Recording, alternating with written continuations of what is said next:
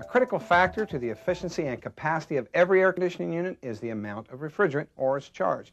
Now, you may be surprised to know that if you under or overcharge a unit as little as 25%, that can reduce its capacity by as much as 25%. That means you're taking a 4-ton unit and turning it into a 3-ton unit. Today, I'm with John Proctor, who spent the majority of his career studying air conditioning units. John, what have you learned? Well, we have data on over 13,000 units, and what we've learned is that over 60% of those units have the wrong amount of refrigerant in them. Again, either overcharged or undercharged. What happens is, the way that refrigerant works is that as the air from inside the house goes across the coil, that heat is lost to the refrigerant and it boils the refrigerant. So what you want is a maximum amount of that inside coil with refrigerant changing phase, boiling, going from a liquid to a gas. And then at the bottom of the coil, you've got some area that's liquid. At the top of the coil, you've got some that's just gas. And what you want is you want to maximize the amount of that coil that's in phase change, that has liquid refrigerant boiling off to a gas. So I'm hearing you say there's a very delicate balance between the amount of refrigerant that goes into the coil, the size of the system, and its efficiency. Absolutely. So you have to have the right metering device. You have to have the right size metering device for the air conditioner that you have. And that meters refrigerant in. If you have too much refrigerant, it actually starts to fill up the coil with liquid, and so you don't get all the phase change area, the boiling area that you want.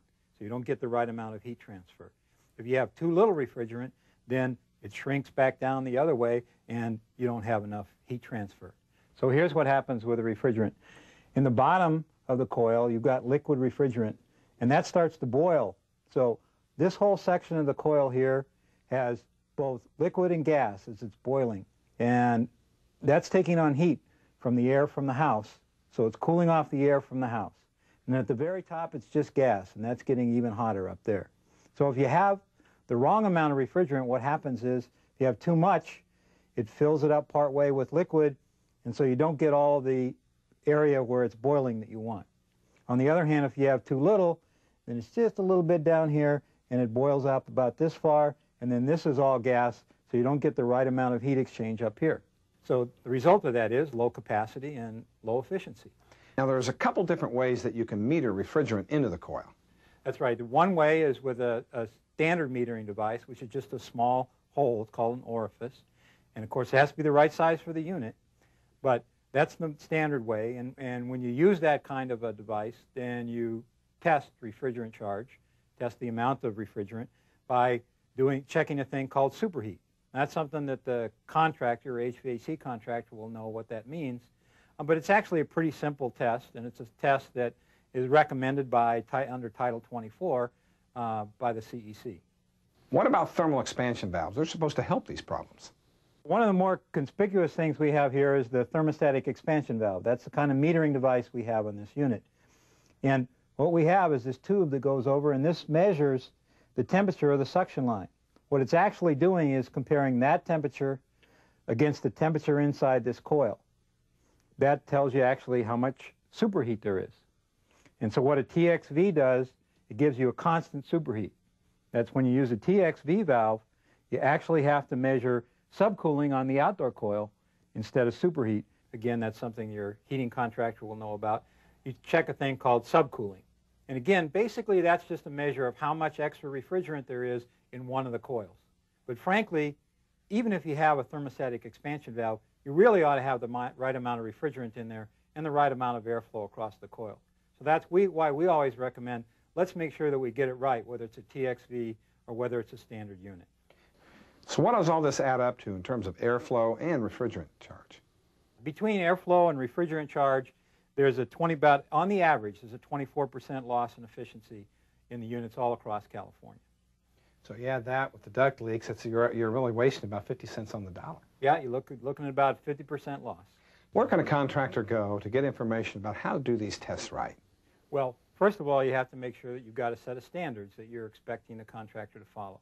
And one good set of standards is the one under Title 24 for checking refrigerant charge and airflow on the standard unit.